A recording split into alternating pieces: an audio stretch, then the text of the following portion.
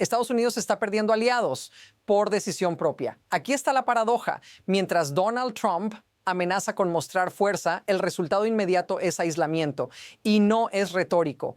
En solo 48 horas, líderes mundiales han pasado de la cautela al desafío abierto. Canadá, Europa, Asia, no con rumores, sino con declaraciones, acuerdos y líneas rojas públicas.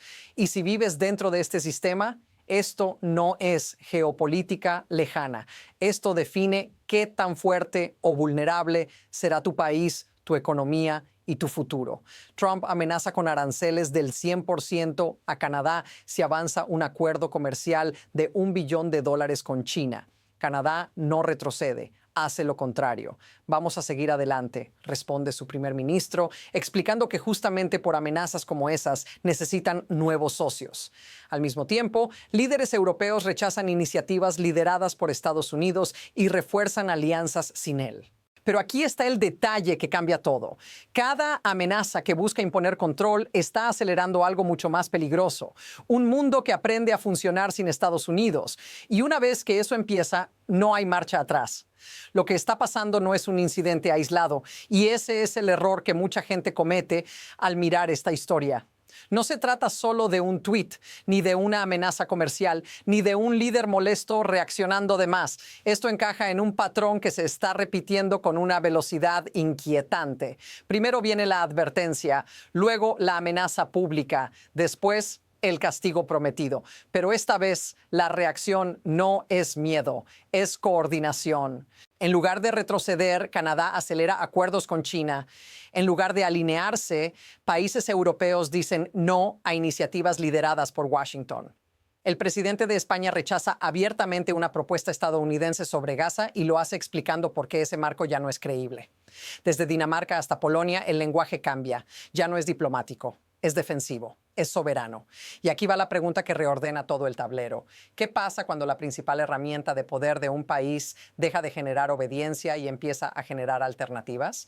Porque eso es exactamente lo que estamos viendo. No resistencia caótica, sino planificación. Ahora observa lo que todavía no se está diciendo en voz alta.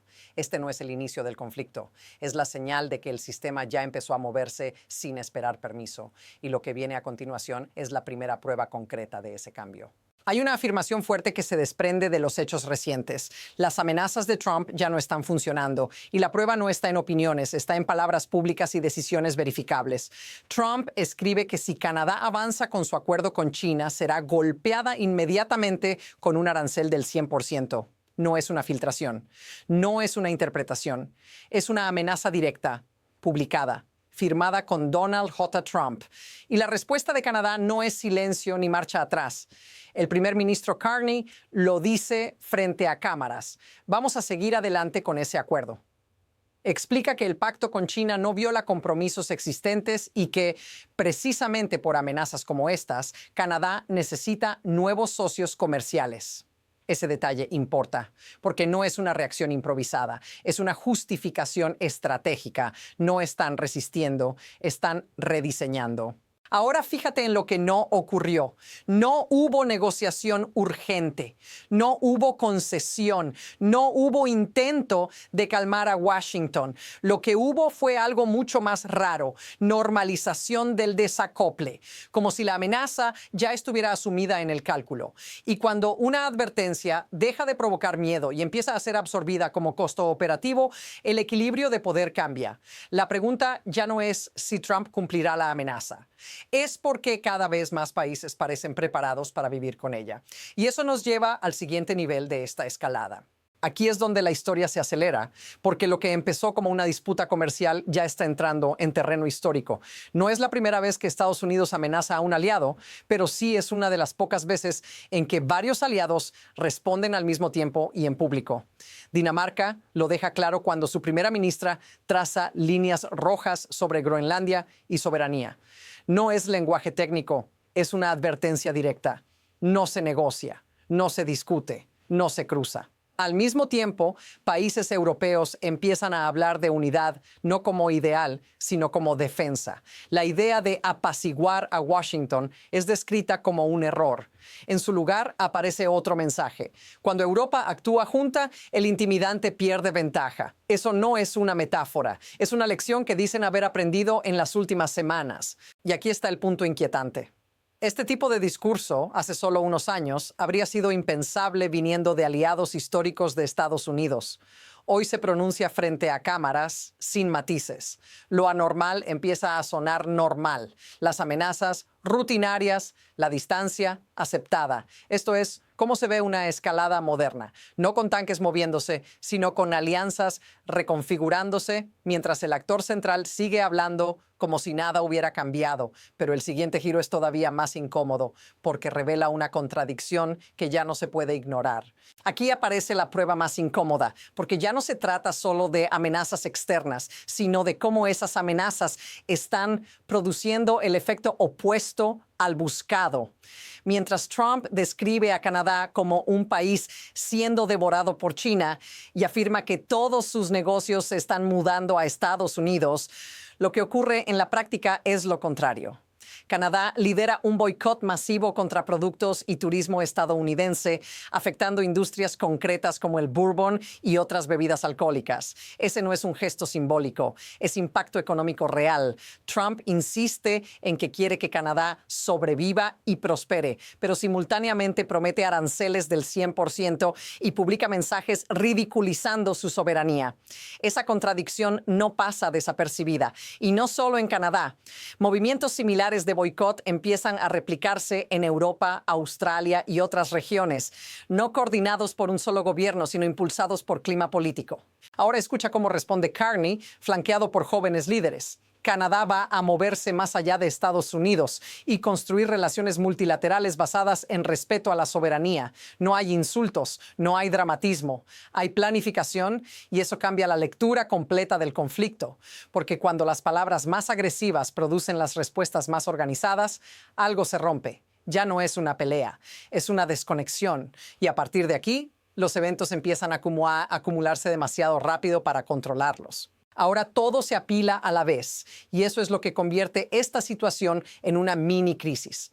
Mientras Canadá se desacopla, Dinamarca endurece su postura y Europa cierra filas. Otra señal aparece desde Asia. En Japón, la conversación pública sobre Estados Unidos cambia de tono. No es diplomática, es moral y práctica. Un ciudadano resume lo que muchos piensan al hablar de un incidente en Minneapolis. El gobierno mata a uno de los suyos y luego lo reduce a un hecho desafortunado, cuestionando a la víctima. Japón no puede convertirse en un país así, dice. No como insulto, como advertencia. Al mismo tiempo, España rechaza formalmente una iniciativa estadounidense llamada Junta de Paz. La razón no es técnica, es estructural. No incluye a los palestinos, está fuera del marco de Naciones Unidas y, según el presidente español, forma parte de un eje que no respeta el derecho internacional. Europa, dice, debe fortalecerse internamente y abrirse a otros socios, no a la vasallización. Esa palabra queda flotando, y mientras todo esto ocurre, Zelensky enumera a los países que apoyan a Ucrania. La lista es larga, pero hay una ausencia que pesa. Estados Unidos ya no ocupa el centro emocional del bloque. Todo está pasando a la vez, demasiado rápido, demasiado público. Y la pregunta ya no es quién tiene razón, sino qué pasa si esto continúa sin freno. Ahora cambia el ángulo, porque esto ya no va de líderes, discursos o cumbres. Va de ti, de cómo estas decisiones empiezan a filtrarse en la vida cotidiana sin que nadie lo anuncie oficialmente. Cuando países reducen su dependencia de Estados Unidos, no lo hacen en abstracto. Lo hacen cambiando proveedores, rutas comerciales, inversiones, turismo. Eso significa menos vuelos, menos visitantes, menos acuerdos, menos oportunidades que antes parecían garantizadas. Piensa en lo que implica un boicot turístico que crash la llegada de visitantes. No es una estadística fría. Son hoteles vacíos, restaurantes con menos clientes, empleos que dependen de una temporada que nunca llega. Industrias enteras, como la del bourbon, sienten el golpe no por una guerra formal, sino por una decisión colectiva de mirar a otro lado. Y eso ocurre sin titulares diarios, sin alertas de emergencia. Lo más inquietante es que nada de esto se presenta como castigo, se presenta como adaptación. Como si el mundo estuviera diciendo, no vamos a pelear, simplemente vamos a reorganizarnos. Y cuando eso pasa, el impacto no se siente de golpe, se siente como una presión constante, silenciosa. Si esto te resulta familiar, si has notado ese tipo de cambios alrededor tuyo, dilo en los comentarios. Porque lo que permite que todo esto ocurra es el verdadero núcleo de esta historia. Para entender por qué todo esto es posible, hay que dejar de mirar las declaraciones y mirar el mecanismo. No es caos, es incentivo. Durante años, el poder de Estados Unidos funcionó porque ofrecía previsibilidad, reglas claras, alianzas estables, instituciones respetadas. Eso hacía que incluso cuando había desacuerdos, el costo de salir del sistema fuera mayor que el de quedarse. Ese equilibrio es el que ahora se está erosionando. Justin Wolfers lo explica con una calma inquietante.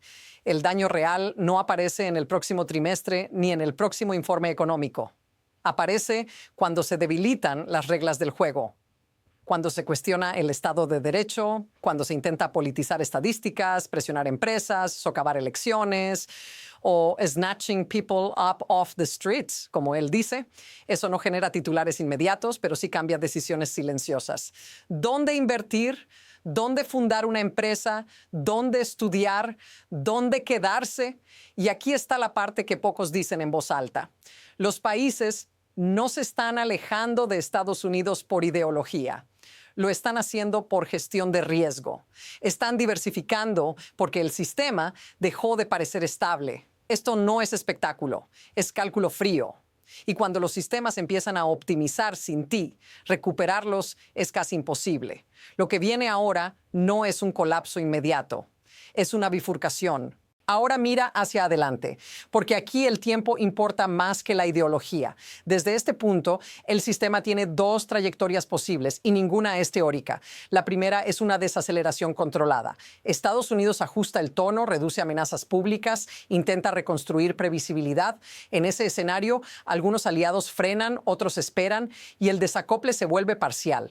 No se revierte, pero se gestiona. El daño existe, pero se contiene. La segunda trayectoria es más silenciosa y más peligrosa. Las amenazas continúan, los gestos se vuelven rutina y el resto del mundo sigue haciendo lo que ya empezó a hacer: firmar acuerdos sin Estados Unidos, invertir en cadenas alternativas, coordinarse entre sí. No como castigo, sino como hábito. Y cuando algo se vuelve hábito, deja de ser reversible. Observa los indicios. Europa hablando de fortalecerse internamente. Canadá normalizando un futuro comercial sin Washington. Asia evaluando a Estados Unidos no como modelo, sino como advertencia. Ninguna de estas decisiones se anuncia como ruptura definitiva, pero todas apuntan en la misma dirección. El punto clave es este: el próximo movimiento no necesita ser dramático. Ya está formándose en comités, contratos y conversaciones privadas. Y cuando finalmente se haga visible, no parecerá un shock. Parecerá inevitable. Hay una idea que conecta todas estas piezas y es más simple de lo que parece. El poder real no se pierde cuando alguien te desafía.